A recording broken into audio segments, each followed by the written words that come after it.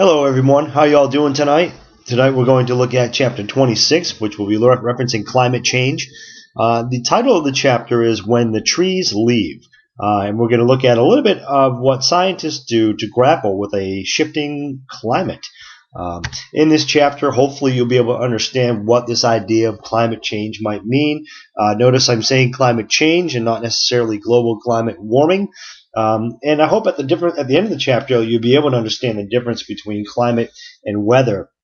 As these two are fundamentally different things, we want to understand that there is evidence for climate change and some anthropogenic drivers, which could be overwhelming if you agree with the evidence or not. And the fact that we can acknowledge that human factors have been making impacts to contribute to some of these climate drivers, and there are things that we can do that can help us address some of the issues of climate change.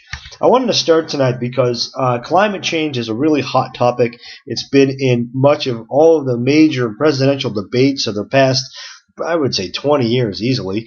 All the government debates, there's a lot of people for climate change, against climate change. There's lots of political involvement and economic lobbying and all kinds of people making lots of money on, quote, saving the planet and keeping the climate cool and all this stuff. It's a very hot issue, and it's very important for you to be able to understand a little bit about what it is meant by climate change from a scientific perspective. And that's really what we're going to do in this session.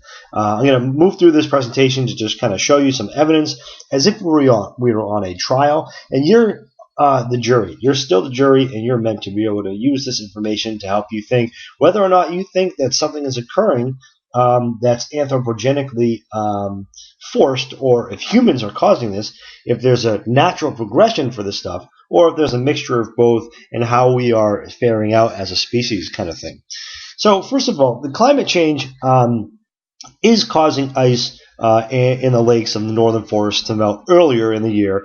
Winters are coming a lot later, and some species of trees are dying off while others are popping up in unexpected places. Now, this is the idea, okay? So people are noticing things. This is what is going on. And people are looking at these things, people meaning scientists and environmentalists and you and I and farmers and foresters and people just who live or notice things, okay? People notice, they say, oh, my grandfather used to get the ice back in such and such date. Well, if it's been coming later and later or earlier for some reason, people will notice this and there's some sort of change happening, okay? This is not some magical thing pulled out of the minds of some brilliant climate scientists. It's people thinking and noticing these things that are happening in their surrounding environment and asking questions. What's happening? Why is the ice melting earlier and earlier every year? Because when I was growing up, it never melted this early. Forests are at risk becoming scrublands or savannas. Prairies in Africa and the Americas are becoming deserts, or the idea of desertification. Coral reefs are becoming bleached and or being submerged or shallowed, depending on where things are.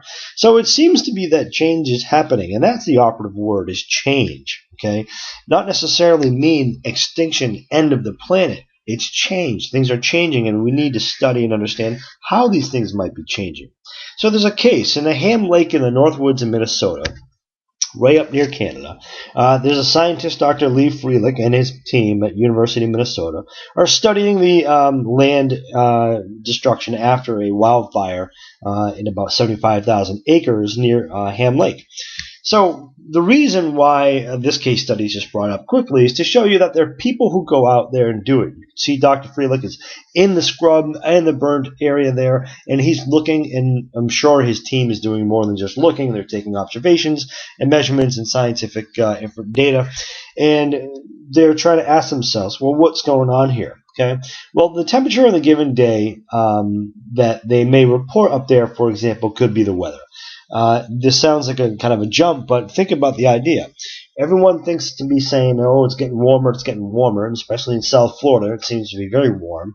But, is it really the warm? Warm is actually not even a scientific word. It's a qualitative, descriptive word in English used to describe our surroundings to make sense, a relative sense for us. humans. Weather is something that you think about as a localized, everyday phenomenon. Okay, it does not. Weather is not climate. Weather is it's going to rain out tomorrow. It's going to be freezing cold tonight. Whatever it is, the predictions and range of the conditions we expect on is climate. Weather is what what happens every day. Climate is what we expect, and we can help to try to predict more long term. Weather is short term and geographically limited, and while climate is more long term, okay, much larger picture type things. All right. No single weather event can be attributed to global warming. So just because we had a hot flash of 100 plus days, for example, in Miami, which has never happened technically on the Fahrenheit scale, we can't contribute that to say, oh, it's hot because of global warming. In fact, that could be a weather pattern that's hot. Now, if it's sustained for a long time and it permanently becomes a part of our climate down here, then we could say that things are changing to be warmer. But the rapidly shifting range of temperatures that are being recorded around the world indicates climate change, okay, associated with global warming. If you look at these bell graphs here, you can see that there is a normal distribution of average cold and hot temperatures. And if you look at the red arrow, I can use my mark over here. If we shift this temperature, global average temperature left, even or to right, you can see that there are the instances of as cold weather, okay, will shift. So this may not happen as often as, say, when we look at the red bell-shaped curve here, okay? And there could be new events that occur that are associated with this longer, warmer, or shifted weather pattern, okay?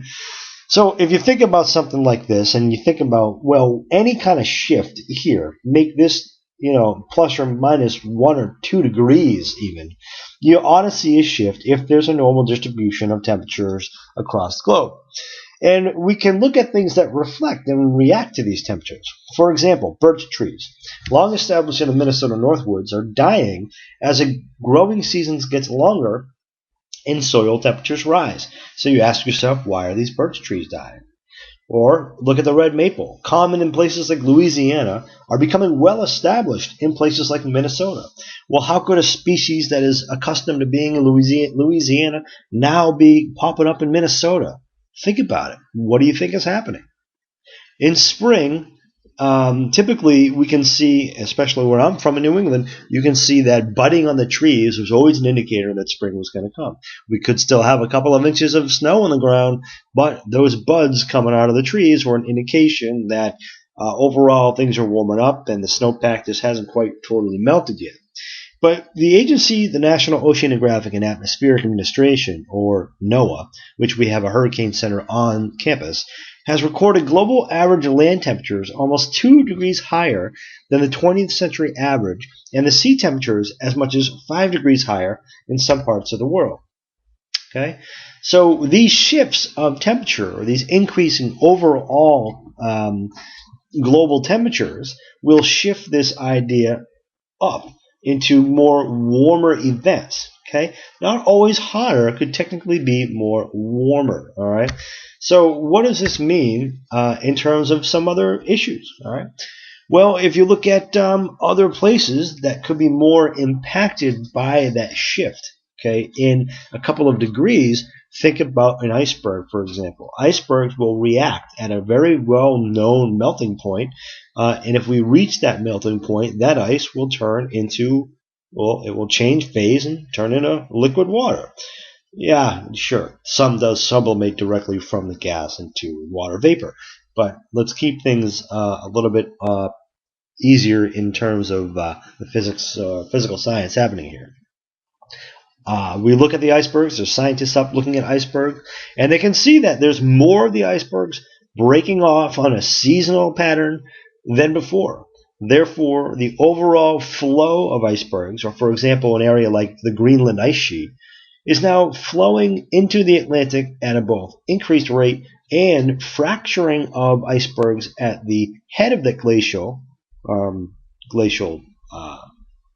area could be accelerating and breaking off even more. So we ask ourselves, just like we ask ourselves about the birch trees, what's happening with the ice glaciers? Okay. Well, just literally a few degrees warmer, and you can start to see big effects. All right, the temperature is not evenly distributed around the globe.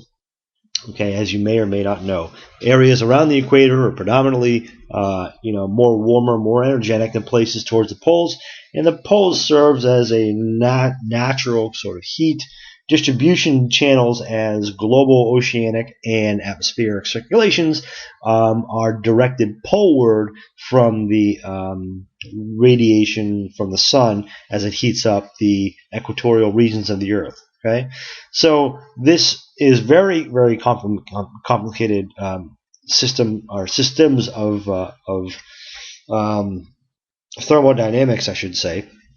But we're just going to kind of look at that kind of from a little bit of the onset of some data that especially might be present in media or pop culture representations. Okay, so researchers evaluated weather patterns at what's called Ellesmere Island in the Arctic and found that spring and summer temperatures were 20 to 29 degrees Fahrenheit higher than in previous years.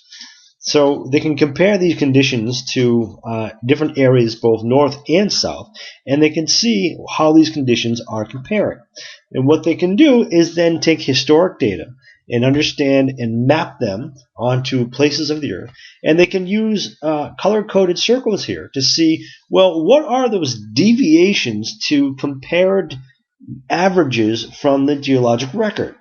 And so if you look at this plot, okay, from 1971 to 2000, this baseline measurement, because they have to account for, geologic cycles, but this fairly modern data, 71 to 2000, in fact, very modern compared to the geologic record. And we can look at these different patterns. Now notice, some dots are red, some dots are blue. Okay, so that global warming is not necessarily happening everywhere. Global climate change is thought to be happening. So there's colder than normal, there's warmer than normal areas. Where you see larger circles, there's larger anomalies or larger deviations from that compared baselines in these geographic areas. Now, how do we know this? We've gone and gotten data. We've looked at the data and historically mapped this stuff out. Okay, this is what people who work in climate scientists do. All right, this is what they do. So you can notice that inland areas through North America, right, even all the way up into the Northeast Asian area, see a large warming in the records, whereas there are some oceanic cooling happening in these blue dots and such. And down here in Antarctica, we can see a few larger circles happening, and especially this big blue circle here, which is an important part of the global oceanic conveyor belt. And remember that this is Antarctica. It's flattened and much more distorted on this Mercator projection map. It does look nothing like that. It's not nearly as long as the entire globe. It's just the globe flattened out. Okay. So what else can we look at? We can look at the temperatures. Okay. Well, if we can look at 1971, can we go back any further? We sure can. About 1880 is essentially when we started taking quote-unquote modern temperatures and using the scales that have been established through Fahrenheit work and Celsius work and modern instrumentation, quote-unquote modern. And we can see that this purple line demonstrates the trend of the best fitted average or the best estimate of the data of what has been collected in terms of the annual average global temperature for both land and ocean. Okay, and this is the anomaly here. This is the deviation from that. Okay, so you can see that it looks at least that the deviation seems to be getting on the positive side, albeit 0.2, 0.4, 0.6 degrees Celsius. Okay, so we're not even reached 1 degree of global average temperature deviation in this model, but this is what's happening, that you can see the trend the data shows. Okay, these things here are what's called the error bars, and these are what's very important to do in science, is give the certainty or uncertainty of those particular data fits. Okay, and now here lies in the debate. Well, look at the strength of these errors. these error bars or measures of uncertainty of this average is quite big compared to these data points, right? Now look how they get smaller and smaller though as we move more modern and modern. And that's because our methodology is better at collecting this data and analyzing this data, and our statistical models are more powerful to make these trends fit better. Okay, back in when this was all kind of coming out. So that's why these error bars are a little bit better. But they're getting smaller, which means we're doing a better job at predicting what we can predict versus what we actually see. Okay, so these are what's going on. And we do this, okay? And what we can see is, well, there's some weather extremes happening. There's places where demonstrate the warmer areas of climates. Okay, now don't get me wrong. This is a different graphic. It's not the same one we just saw. But where there was larger red dots that indicated warmer type of weather patterns. Well, warmer weather patterns can influence precipitation and storm intensities, and those are what's being demonstrated down below. Okay, these are the precipitation anomalies. So the blue, this side is more precipitation, and the red is less precipitation. So here's yet another data set that they look at from the National Climatic Data Center, the NCDC. Okay, they're looking at anomalies of the precipitation amounts, and yes, that's rain, snow, sleet, and measuring this stuff, and they can measure it. Okay, so if there was no change, then we should see no change in the size of these dots or the color of the dots, meaning that it's been the same. But in fact, we do see an anomaly. There is a change. They can look at the hurricane intensity. Okay, that's a big one for South Florida. We can look at power dissipation index, and this is the sea surface temperature over a year.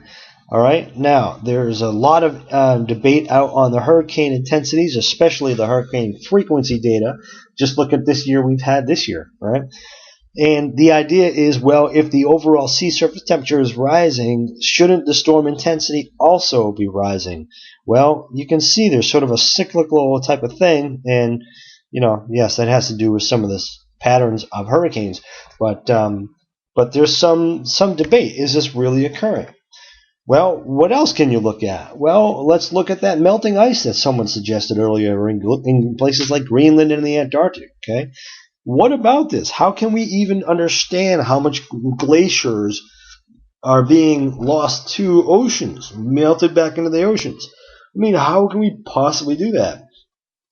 We use satellites now and GIS systems that you can take courses on right here. And learn more about. In fact, you can take a lot of courses and learn from a lot of smart people about how we can measure the glacial mass on the planet. And you can look over time that the glacial mass loss has decreased. Has decreased as you look at this data table over here, as well as sea level rise. Okay, so we have a decrease in glacial mass and an increase in sea level change, and this is in centimeters, by the way. Okay, so these are all these kind of different data points that people are looking at. And the point in this one is not to go through and meticulously point out exactly how this stuff is done or what very specific data sets may look like or mean. All right, that's not really the scope of this class. You can definitely get into all that much more when you get into like more advanced classes. But these are the ideas. The point is to recognize that there are data sets. There's variables that people study and look at, and that what they're doing is they're noticing change, and that's the change. And they're trying to make ideas and trends and projections about these changes, and then they have to ask, well, if this is what we're seeing, then why are we seeing it? And that's what they're doing. This is the debate on climate science going on right now. So why is this stuff happening? Well, there's a couple of ideas to think about climate change. And one of the biggest things is the influence of the Earth's radiation it's receiving or intercepting from the sun. Okay, there's an idea called the greenhouse gas, which many of you have probably heard of at this point. The greenhouse gases do include things like carbon dioxide, CO2, methane, which is CH4, or nitrous oxide, which is NO. These gases maintain the Earth's temperature, and that's a good thing. Greenhouse gases get a bad rep. Okay, they say, oh, there's too many greenhouse gases. Too bad, too bad, too bad. Actually, no, that's not true. It's good that we have greenhouse gases because that's what's keeping our temperature at a stable planet temperature for us to live as life as we know it.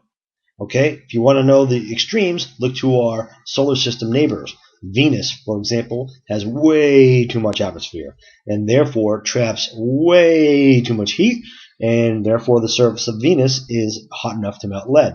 Whereas look at our further neighbor out, Mars. Mars has way less atmosphere, has way less ability to retain the solar radiation coming from the sun, and so therefore it has a net loss of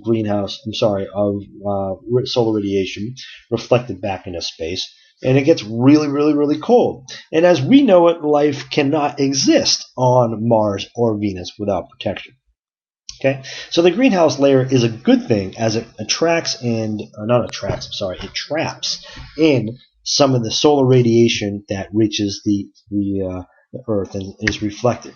Now, it gets very complicated. There's things called aerosol dispersion, there's reflection and refraction and diffraction of the light, and albedo effects, which are how much different surfaces are reflecting things back out into space, the differences between ice and water, or the oceans and land and desert, and all these fancy things that people study. But the reality is that we are looking at the concept of solar radiation or incoming solar radiation as it impacts things like ice and snow and oceans, and we can see what happens. Now, how do we detect this stuff? Yep, you got it. Satellites, yet again, and land-based systems. Okay, we go out there, we put our our data collectors and our instrument packages up there in space, and we look down and we can tell how much is happening. Is there a net increase or net decrease in the amount of radiation that's being trapped in the atmosphere? And is that a function of the Earth's greenhouse gas layer? Meaning, is that layer that's already there trapping more heat? And if it is, then why might we be trapping more heat? Okay, if it is being redirected out into space more, then why is that the case? Well, these are the questions that's happening, that they're asking. Okay, so one of these ideas is something called the albedo effect. I've written an article about albedo effect. You can look up and just kind of do a search online if you'd like. But this is basically the measuring of how much energy radiation is being re-radiated back out or absorbed from the sun. And the reason why this is important is because ice and things like that reflect a whole lot of energy back out to space, whereas things like the ocean will absorb a lot of the radiation coming into the Earth. Okay, so the thing is, if we're talking about change, okay, and we're talking about decreasing the total area of ice on the planet, for example, the cryosphere, then there ought to be changing into something else, and whether that is into ocean water or it's into land, okay, then there ought to be an effect on the amount of radiation that's being reflected back out. Okay, you ever go walking on pavement in the summertime in your bare feet, or the beach in the sand? It's really, really, really hot. Now I'm going in the grass. Much, much cooler. It's different things happening. Okay, so these are some of the other influences that are occurring. This concept of albedo. All right. The other thing that's happening is a little bit more larger scale, and that's the actual Earth's orbit. Okay. The Earth does not orbit the Earth in a perfect circle. It has what's called an orbital eccentricity, and it's very, very, very, very small. It's 0.01 roughly, which puts it close to zero, but not exactly zero, which means that from a geometric perspective, the Earth's rotation is not a perfect circle. Well, that means there's going to be fluctuations in the difference between how close we are and how far we are from the Earth. From the sun. And while it's doing so and traveling around and producing some seasonal variation, it's also spinning on its axis, right? North and South Pole, and this is an axial tilt of 23.5 degrees.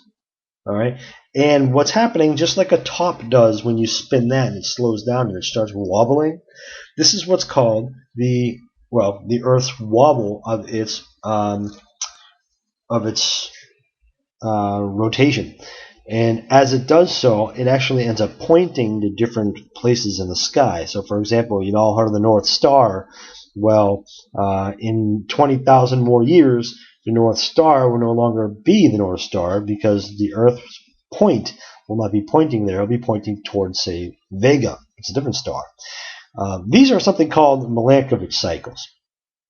And they play a big factor in the environmental and climate records happening on Earth. So when you combine the fact that the Earth goes around the sun, spins on its axis, wobbles slightly back and forth, changing the degrees at which it is in reference to the ecliptic plane, then you have like a much bigger, complicated geophysically, I'm sorry, I should say an astrophysic type of complex model occurring here, and it's tough. It's a lot of moving pieces, but some say that look, this is just all natural. It's all part of the way things are working, and that we're going to heat up and cool off because of these cycles. And in fact, we have the records to prove it, and we have climatological records from the past. By the way, we do not have summer on the Earth when we are closer to the sun. It is a big, big misunderstanding. And conversely, in fact, in the northern hemisphere, we are wintertime when we are actually closer to the sun. We're just pointing the opposite way. So the amount of direct energy radiation received is much less intense than as if we were pointing towards the sun during our summer months. Okay? So the Milankovitch cycles can be mapped and dated, and it can also be correlated with, or attempt to be correlated with, atmospheric levels of gases, and then mapped and looked at from a mathematical standpoint or statistical standpoint.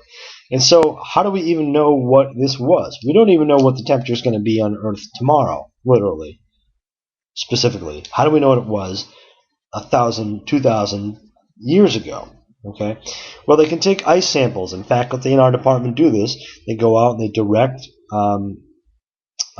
they take measurements of ice cores, which you'll see in 1 second, but they'll also go out into places and look at atmospheric readings, such as the Mauna Kea Observatory in Hawaii. If you have real interest in this, head over to Hawaii. They got a great program, and a very nice area to live in as well. Okay, so these things you can look at the CO2 levels, for example, and temperature, and you can map them. Okay, and again, how do we get this data that goes back 400,000 years? They drill into the ice, and there's bubbles that are trapped in the gas, much like you would make an ice cube in the fridge, and you put the freezer, and you put it up to the light, and you see all those little bubbles in there. Well, imagine that ice cube was buried 2 miles under ice, and we could drill down and get to it, and then make slices. And because we can do that, and then we melt the gases inside, and we can measure the ratios of the different isotopes of oxygen and CO2 that are in there. And we can see how much oxygen and CO2 and other levels of the gases are present during that time, because it gets frozen in time, and then that's it. We can read it. And if you look at these temperatures, okay, and you look at the CO2, I mean, look how closely they match. Now, the question is, are these things codependent? Are they also contributing to global climate change? Or is this just what happens on the Earth, independent of man? Sorry, human, female, everybody, human population. This is the debate, okay? So here is a piece of that ice, for example. You see all the little ice in there, ice bubbles. And what they'll do is they'll take this data, they'll put it into things called computer models, and they'll try to understand what's occurring, okay? And they can see that in the past, there have been rates of cooling in, well, I should say, rates of abnormalities in the temperature models. So there's been swings of warmer, cooler, warmer, cooler, warmer, cooler. Okay, and then what they do is they measure the rate of that. Okay, they measure the rate, and the purple line right here is the average model. Okay, so the temperatures are not matching to what's the okay. So this purple line, okay, is the average. The shaded area is the model, the average climate model, based on the predictions we get from this data in the ice. It's put it into very powerful computers, and then they take the observed temperatures. So you see the difference? They have models from past historical data. They extrapolate that data and push it forward. They then look at averages, computing averages with error bars, and then they take the observed data and put that on top, and they can see that all the way over here, this doesn't match. All of a sudden, temperatures go shooting right up. Okay? So, when we take into account that anthropogenic factors, for example, when the models include both the increase of CO2 released by the industrialized world, or that rate of the rate at which we consume energy resources, and that we add those into the models, right? Now the climate models match, right here, meaning the predicted model, the purple line, in this case, the green line here, all right, now starts to match the blue line and the model averages. So the point here is, when you look at the natural causes of those cycles, of the glacial melt, of the Milankovitch cycle, of the orbital precession of the planet, okay, these different data points, the melting of the ice glaciers, the lengthening or decreasing length of seasons, the migration of plants and animals as a function of seasonality on different parts of the earth, including the oceans. And you look at that alone, it doesn't match. Only when we include the anthropogenic factors, the factors that include humans' influence over its surroundings, can you see that those models will match. Okay? We're going to move over that real quick because of time. And if we think about what this anthropogenic factors mean, then it means, well, what else is happening? Okay? If these major things are occurring, then what is this anthropogenic issue? And then who are responsible for reporting out on this stuff to the world? And that would be the Intergovernmental Panel on Climate Change, the IPCC.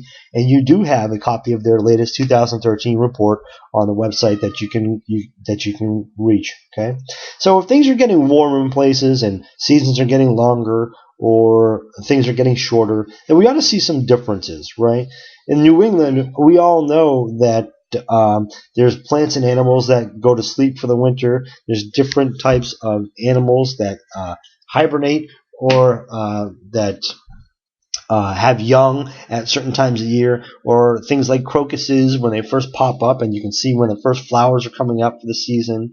Okay, there's seasonality. When we see changes on those things, then species are providing us as basically litmus tests. Okay, they're telling us that things are changing, and we can study those things. And things like chickadee birds and flowerings and things. Some plants have to move to higher elevations.